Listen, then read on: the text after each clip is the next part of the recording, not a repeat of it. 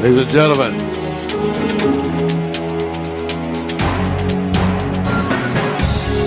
it's the good news, the bad news, and the other shit. Amazing how the news works these days, because no sooner than you decide on a topic, things change. You know, I think for me, the hottest topic of the time is how sexual harassment has now taken the forefront of the news. Sort of gives the president a little bit of a break. Just a little, but only a little, because it comes around to be exactly pointed at him. It's amazing, though, to watch folks with that kind of power fall from grace. It was absolutely amazing. You never imagined. You still kind of wondered how it all occurred. I don't know enough of the back history on it, but I'm certainly going to do a little looking about it, because the whole history of Harvey Weinstein and his brother. Right. And this long history and the pattern. The part that I have to admit, the part that's most enticing is who he harassed. And the big names who got harassed. That's the part that we find so fascinating. You know, and to hear that Sean Penn threatened him over Gwyneth Paltrow. Dogs of war, man. Told him, I will basically kick your ass if you don't. Hey, look. Hey, I'm saying right now, I believe there's a certain group of individuals who are scurrying because they have history. And they're praying that the people that they did these simple things to want to let it go. And they go, all of a sudden, they decide to come back and say, there will be some names popping off. So right now, in between, you even read about the agreement Weinstein had in protection of. Oh, right. And they're going to rule on that shit to make that illegal. The idea that he can actually go, I have this in. It may never have been. Oh my God, I was going like this. I said, wait a minute. So if this is happening, and you get to see all this happening, so there will be some other names popping up who have history. Meaning that some who've probably, unfortunately, and I hope that's not the case, but it looks like it, going to have some producers or others who are going to find that somebody's going to say, and now I can speak. And it won't just be Harvey, it'll be someone else. And it's going to trickle. And this could change. The landscape could totally change because it's retro. And the thing that I'm thinking about is the people who says, well, I stopped, I got married, now I'm a different person, it's 10 years later. And I said, there's no immunity. No, and that's exactly the way I felt, Vic. You know, we, at our age, we can reflect on the fact that there's timing. There are causes that hit. There'll be a variety of reasons, but it'll be the right time, for that cause to be celebrated. Yeah. And I never know how you, but you observe it. Yeah. Right now, in terms of women, remember, and when I think back over the recent women protests, demonstrations that were international. To now, this being an international woman's issue. This is a woman's issue all over the world. And it appears to me that it feels like it's the time. It is the time for this issue where the shit hits the fan. Yeah, and hopefully, and I'm not saying it won't be, but you know, there's such in the general public side, they rather go watch the films, the movies, let it be. But then there's this certain other group who doesn't feel sorry for actors and actresses, just like they feel about sports. Somehow or another, in the psyche of a lot of people, not everybody, just those who go, well, you know what? If somebody says, hey, go be as successful as you can be, they didn't say go be as successful as you can be and only pick certain places we respect. So when you hear the sports and like this, it says, oh, well, you know what? They're overpaid athletes. And you go, oh, so they were successful, but they picked the area or the industry that you go like, well, not that one. I know, go be a successful accountant. We need something a little bit more about crunching numbers. Then you got the actors and actresses who do what they call a wonderful gift to the community of allowing you to dream, have escapism, how they can portray something that relatively goes with some observation or experience that you may or may not have had. Oh, but then if something happens with them, the first thing you want to do, oh yeah, that's la la. Those actors, actresses, this ain't hard work. I said, I understand. You have to find somewhere to go throw a rock at, right? I understand. So to me, the part that's happening here is that when I go look at some of the trending, when it comes to what is happening in Hollywood, it's amazing that more people would like to jump on the NFL thing than the actors and actresses and those who are being abused, molested. Well, they're going to do what they're interesting, and that's part of our own biases, and that's what we get to see. The issue that's going to come around, and that I'm looking for news for today, and there is essentially no news, is that the president is being subpoenaed. Okay? Let me say that again. The president is being subpoenaed right. over sexual harassment charges. Now, if you think back to Bill Clinton, the president is being subpoenaed.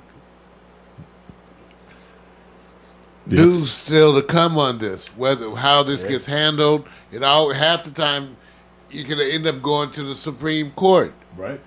I believe the presidents are already there, though, for the subpoenas. But it's always a question of what you could do to a president who's sitting.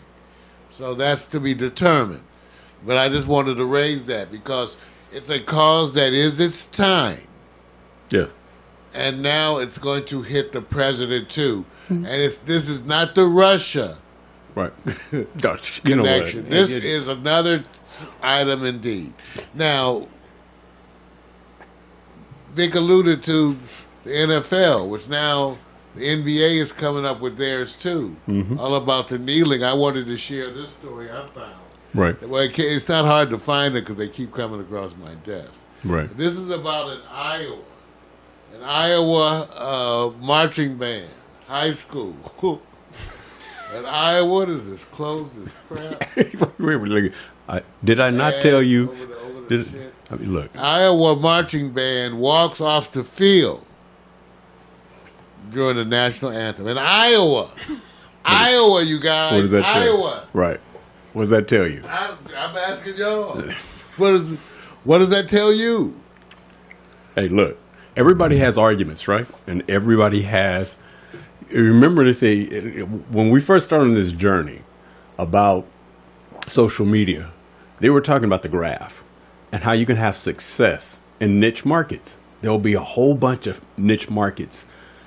What we didn't look at is that there are communities within communities within communities and communities. So at some point, to me, if there was a time where they said, hey, look, let's say the agricultural market was all of a sudden losing money.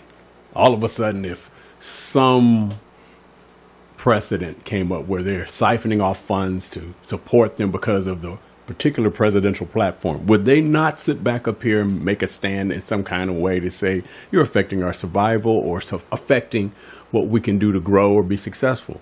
Aren't we in a time now where somebody says you need to listen to our cause? And the demonstration of that cause can come in any form or fashion. So even if it's pro or against. So when you found the Iowa thing, what was the first thought that hit you?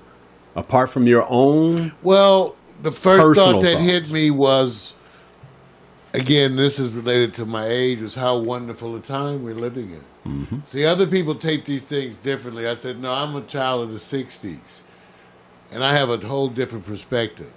And to see that white folks in Iowa actually care about issues that are essentially black moves me to a degree that I could never explain, because I grew up in a time where everything black was either ignored or actively denigrated to your face. Yeah. So that's the way they did it. So to have that come up now, it doesn't make it. It's okay to me that there's not a specific resolution, is because you get to see where things are headed. Yeah. You see where the trends are, where things are going, and we're not going backward, we're going forward. And one of the ways in which we're going forward is, for the first time in my lifetime, we're beginning as a country to acknowledge. What started as a passion to make something original. What is that? That's called We're acknowledging as a country. Has grown. Skynet.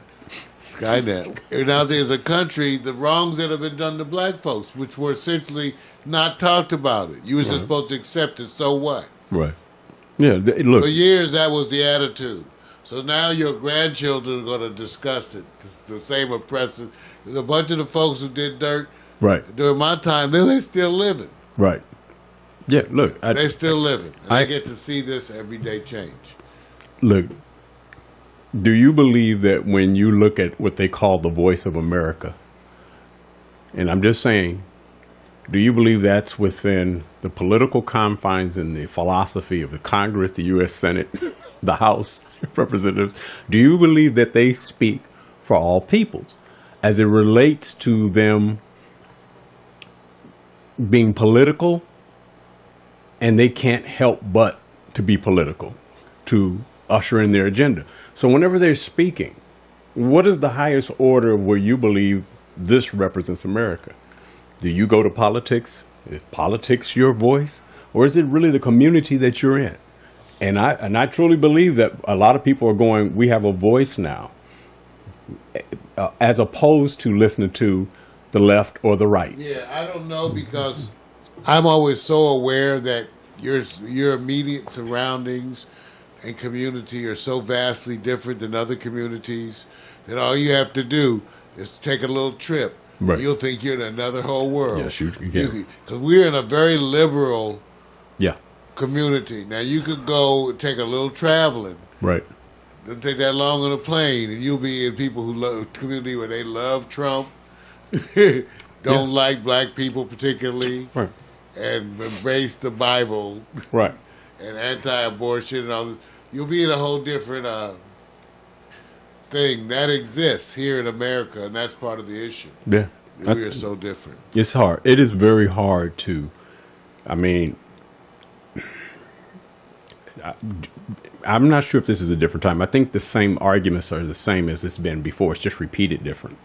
I think the difference is now that people can actually have a voice and a platform than watching. Now imagine the only way you really got involved, say, in politics is through two options. One, media, and the media that's fed by the political philosophy of those who can afford to project their message through that vacuum. Now you have an alternative where people now can self-empower themselves and recognize their community at the expense of the politicians who they're tired of seeing the same old song as it relates to enrichment for the richer, and the poor keeps growing in numbers. At some point, it's easy to recognize. They say, well, our debt still is growing. The poor, the numbers are not reducing.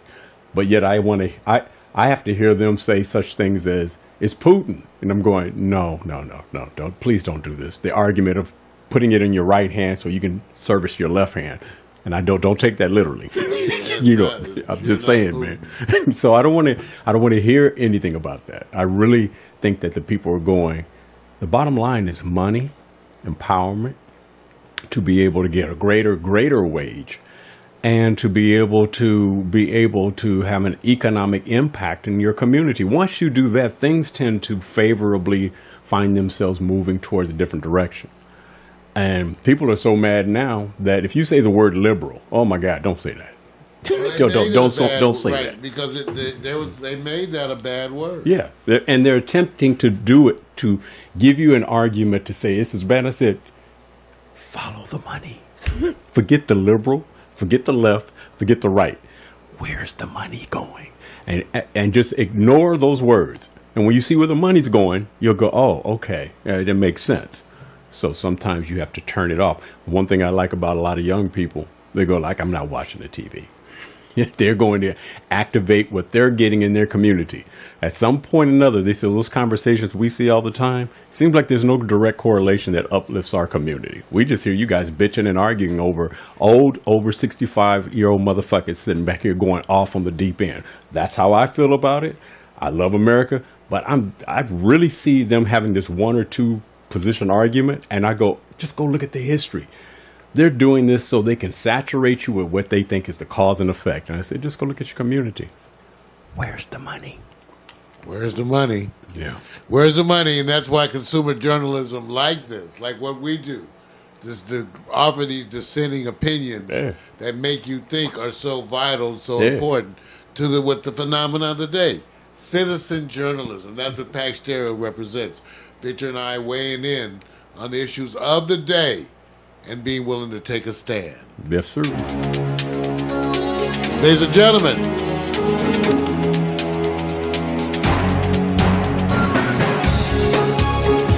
good news. And the other shit.